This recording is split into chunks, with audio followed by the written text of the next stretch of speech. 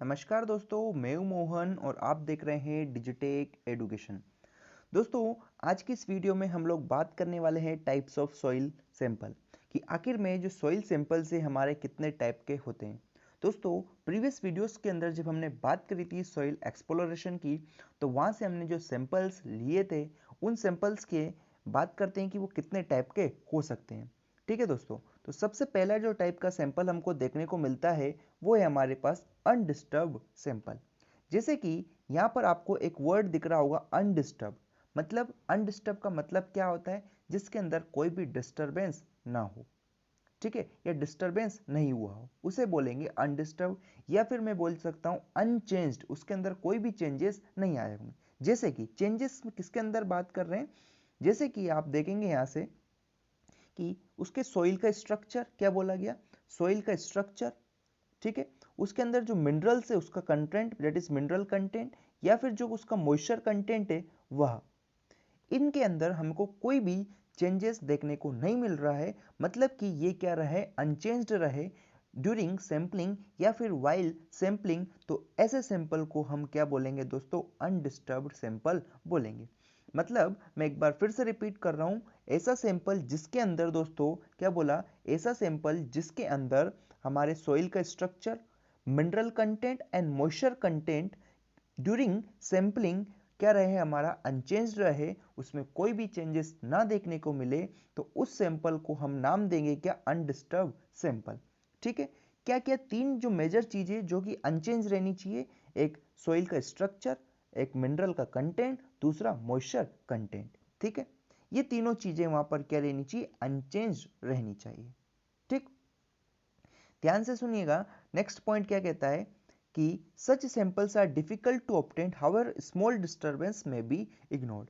मतलब कि undisturbed sample को ऑब्टेन करना बहुत डिफिकल्ट होता है, या बोल सकते हैं हम एक प्रकार का इम्पॉसिबल टास्क होता है कंप्लीटली अनडिस्टर्ब सैंपल को।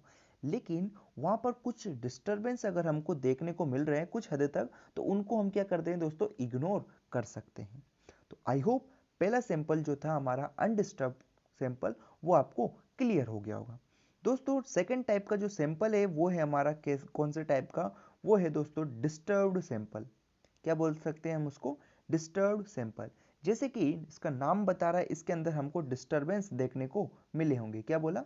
इसके अंदर हमको डिस्टरबेंस देखने को मिल रहे होंगे। अब दोस्तों ध्यान से देखिएगा आप, जो डिस्टर्ब टाइप का सैंपल है ये हमारे दो टाइप के सैंपल्स हैं। क्या बोला?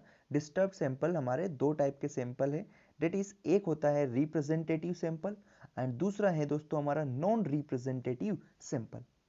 अब बात करते हैं हम आखिर में कि रिप्रेजेंटेटिव सैंपल क्या बताता है और नॉन रिप्रेजेंटेटिव सैंपल क्या बताता है। तो सबसे पहले मैं बात कर लेता हूं दोस्तों किसकी? रिप्रेजेंटेटिव सैंपल की।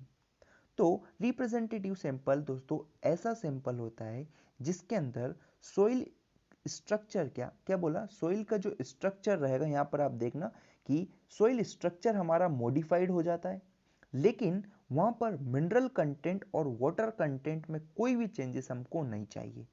मतलब कि कल अगर आपसे कोई सवाल करता है कि आप रिप्रेजेंटेटिव सैंपल को डिफाइन करें, तो आप क्या बोलेंगे दोस्तों?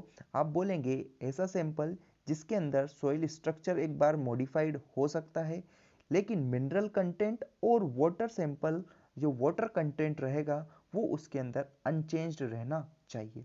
अगर ऐसी चीज़ हमको देखने को मिल रही है या ऐसा सैंपल हमको देखने को मिल रहा है, तो उसको हम रिप्रेजेंटेटिव टाइप का सैंपल कह देंगे। क्या बोल देंगे दोस्तों? रिप्रेजेंटेटिव सैंपल कह देंगे। वहीं अगर बात करें दोस्तों डिस्टर्ब्ड सैंपल के अंदर सेकंड टाइप का जो सैंपल हमको देखने को मिला था, जो कि हमारा नॉन रिप्रेजेंटेटिव सैंपल। तो नॉन रिप्रेजेंटेटिव सैंपल क्या कहता है दोस्तों?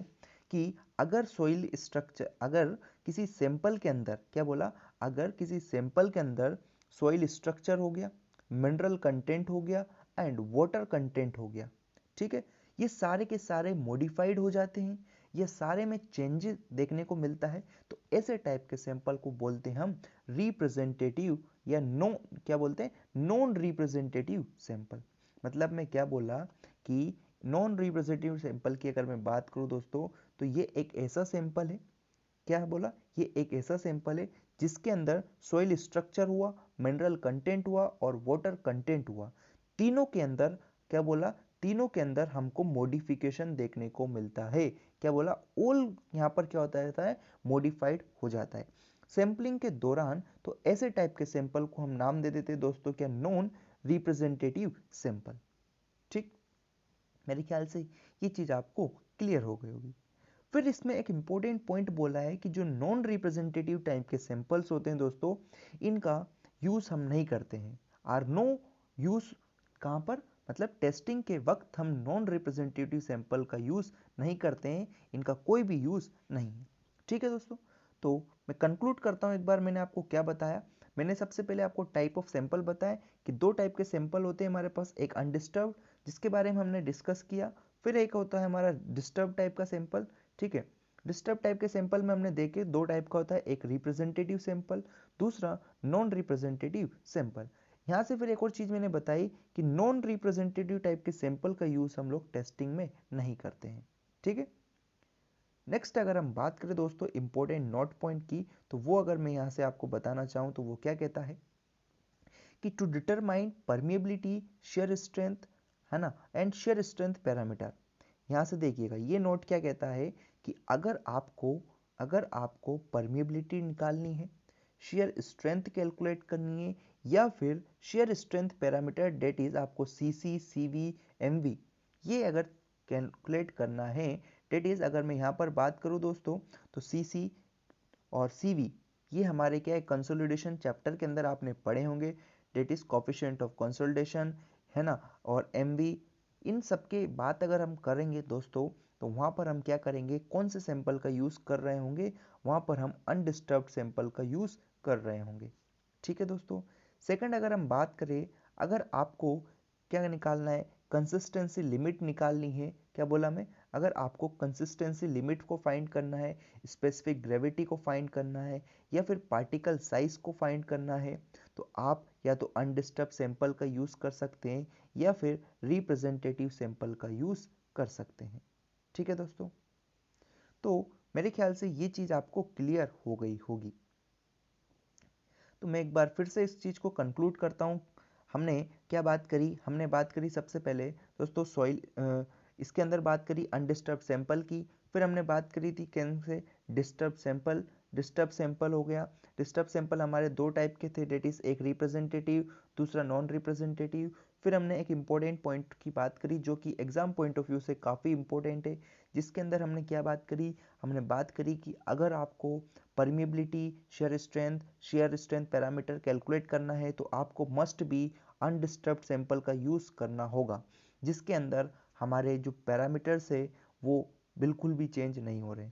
लेकिन अगर वहीं आपको बात करना है कि जैसे कि आपको कंसिस्टेंसी लिमिट निकालनी है, स्पेसिफिक ग्रेविटी कैलकुलेट करनी है, या फिर पार्टिकल साइज का एनालिसिस करना है, तो आप उस पॉइंट पर क्या कर सकते हैं दोस्तों, अनडिस्टर्ब्ड सैंपल का यूज़ कर सकते हैं, या फिर आप रिप्रेजेंटेटिव सैंपल का भी यूज़ कर सकते हैं।